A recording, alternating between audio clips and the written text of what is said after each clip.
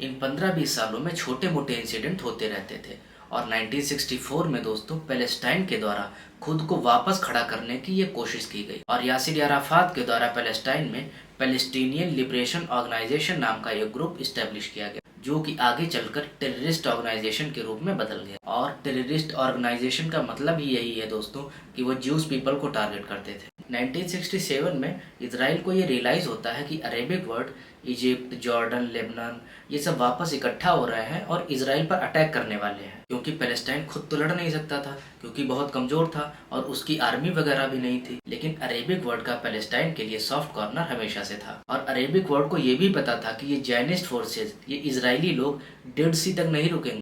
ये डेड सी से लगा हुआ जॉर्डन भी लेंगे, इजिप्ट भी लेंगे, गोलन हाइट्स पर भी कब्जा करेंगे और हर जगह पर कब्जा करते चले जाएंगे। और इसराइल ने ऐसा किया भी। तो दोस्तों 1967 में जब इसराइल को रियलाइज होता है कि ये अरेबिक वर्ल्ड उस पर अटैक करने वाले हैं, तो इसराइल अरेबिक वर्ल्ड पर प्रीएम्प्ट अटैक करने का डिसाइड करता है। प्रीएम्प्ट अटैक का मतलब होता है कि अगर आप पर कोई अटैक करने वाला है तो आप पहले से ही जाकर उस पर अटैक कर दो। सो इसराइल ने इजिप्ट और लेबनान पर एक वॉर किया, जो कि 6 डे वॉर के नाम से फेमस है। और इसराइल ने इन 6 दिनों में ही पूरे अरेबिक वर्ल्ड को बता दिया कि इसराइल की पावर क्या है। इन 6 दिनों में ही लेबनान ने सरेंडर कर दिया, जॉर्डन ने सरेंडर कर दिया, इजिप्ट और सीरिया ने सरेंडर कर दिया। और जो भी अरेबिक कंट्री इसराइल के अगेंस्ट अपनी आवाज उठा रही थी, इसराइल ने दोस्तों उसको अपनी पावर शो कर दी। और इसराइल ने इस वॉर में सीरिया के गोलन हाइट्स को और इजिप्ट के सिनाई पेनिनसुला पर अपना कब्जा कर लिया और छोड़ने को तैयार नहीं हो रहा था। अमेरिका के कहने पर आगे चलकर छोड़ा, लेकिन गोलन हाइट्स को छोड़ने से मना कर दिया और गोलन हाइट्स पर आज भी बैठा हुआ है।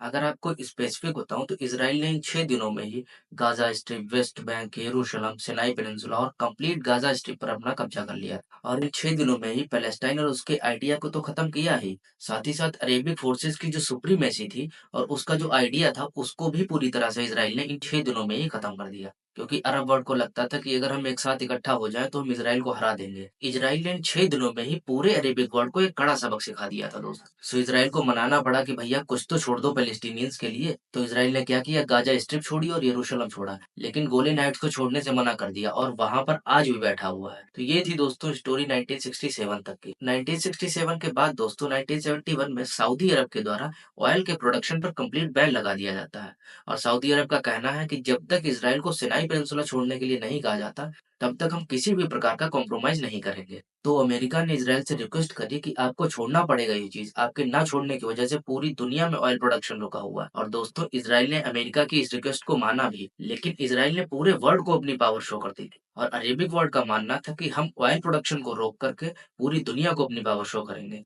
और यही कारण था कि 1973 में दुनिया की 7 बड़ी इकोनॉमीज के द्वारा ज्वाइंट कोलैबोरेशन करके G7 ग्रुप बनाया जाता है, क्योंकि अमेरिका को रियलाइज हो जाता है कि अगर आने वाले दिनों में हमें सऊदी अरेबिया को काउंटर करना है तो हमें ये कोलैबोरेशन करना होगा। तो ये स्टोरी हुई दोस्तों। लेकिन अरेबिक वर्ल्ड गुस्से में था और बदला लेना चाहता था और उसने बदला लिया भी। 1973 में ही अरेबिक फोर्सेस के द्वारा इसराइल पर योम किप्पुर के दिन अटैक किया जाता है। योम किप्पुर का मतलब होता है दोस्तों, जैसे जैनिज्म में एक दिन होता है मिच्छामी दुक्कड़म, जिसका मतलब होता है कि जाने या अनजाने में यदि हमने कोई गलती कर दी हो तो भगवान हमें माफ करे। जो प्रिंसिपल मिच्छामी दुक्कड़म का जैन पीपल्स के लिए होता है, सेम वही प्रिंसिपल योम किप्पुर का ज्यूज लोगों के लिए है। यहूदी लोग इस दिन पश्चाताप का दिन मनाते हैं कि एक जाने अनजाने में हमने कोई गलती कर दी, हमने किसी भी ह्यूमन बीइंग के साथ अगर कुछ गलत किया है तो भगवान हमें माफ करे। तो जिस दिन अरेबिक फोर्सेस ने इसराइल पर अटैक किया वो दिन था 7 अक्टूबर का।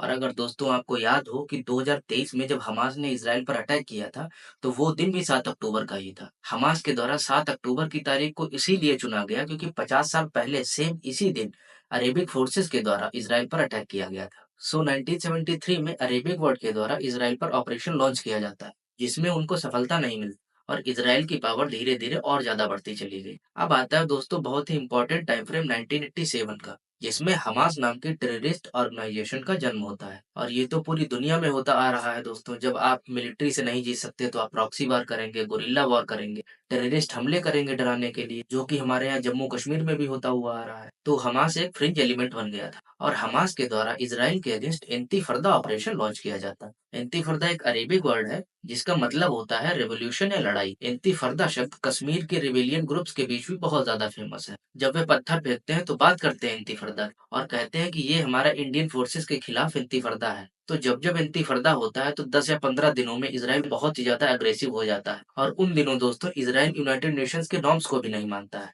क्योंकि अमेरिका उसको खुला सपोर्ट करता है और अगर इज़राइल का कोई भी matter United nation security council में जाता है, तो अमेरिका और ब्रिटेन उसको सपोर्ट करते हैं, उसके अगेंस्ट अपना वीटो यूज़ कर देते हैं। लेकिन इन सब बातों के बावजूद भी अमेरिका इन दोनों के बीच कॉम्प्रोमाइज़ करवाता है और 1993 में ओस्लो अकॉर्ड के रूप में बहुत ही बड़ा एक डेवलपमेंट करता है और इस ओस्लो अकॉर्ड पर इज़राइल और पैलेस्टाइन दोनों एग्री करते हैं। इस अकॉर्ड का मतलब है कि इज़राइल और पैलेस्टाइन 2 सेपरेट कंट्री होंगी और इसी को दोस्तों टू स्टेट सॉल्यूशन थ्योरी के नाम से जाना जाता है। इंडिया की डिप्लोमेसी हमेशा इस थ्योरी के फेवर में रहती है और इंडिया इस थ्योरी को हमेशा सपोर्ट करता है। इन सब के बाद ईयर 2000 में इज़राइल के पीएम एरियल शरोन के द्वारा एक बहुत ही बड़ी गलती कर दी जाती है। सब कुछ अच्छा चल रहा होता है और लग रहा होता है कि पैलेस्टाइन और इज़राइल तो सेपरेट कंट्री होंगी।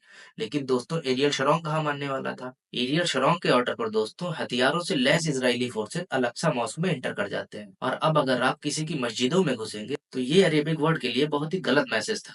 अरेबिक वर्ल्ड को रियलाइज होता है कि इजरायली फोर्सेस ये यहूदी लोग नहीं मानने वाले हैं। ये ना तो अमेरिकन प्रेसिडेंट बिल क्लिंटन के द्वारा जो ओस्लो अकॉर्ड में प्रिंसिपल सेट किए गए हैं उनको मानता है और ना ही पैलेस्टाइन को फेवर करता है। ये यहूदी लोग कंप्लीट इजराइल के फेवर में है, ना कि इस फेवर में कि पैलेस्टाइन का भी कुछ हिस्सा हो। और अब तो ये हमारी मस्जिदों में घुस रहे हैं, वो भी अल-अक्सा जैसी मॉस्क में, जो कि पूरे वर्ल्ड के मुस्लिम कम्युनिटी के लिए सेकंड पायस मॉस्क के रूप में कंसीडर की जाती है। तो पूरी मुस्लिम कम्युनिटी दोस्तों एरियल शरोन से नाराज हो जाती है और तब से लेकर आज तक बीते इन 24 सालों में छोटी-छोटी लड़ाई या रेवोल्यूशन परमानेंट होती रहती है। लेकिन इस रेवोल्यूशन को 7 अक्टूबर 2023 को हमास एक नया चैप्टर दे देता है और हमास के द्वारा सदर्न इजरायली एरिया पर अटैक कर दिया जाता है। आपने देखी होंगी वो फोटोज जब वो पैराशूट और गन्स लेकर उतर रहे हैं। ज्यूज पीपल वहां पर अपना फेस्टिवल सेलिब्रेट कर रहे होते हैं, लेकिन हमास के द्वारा उन लोगों पर ओपन फायरिंग स्टार्ट कर दी जाती है।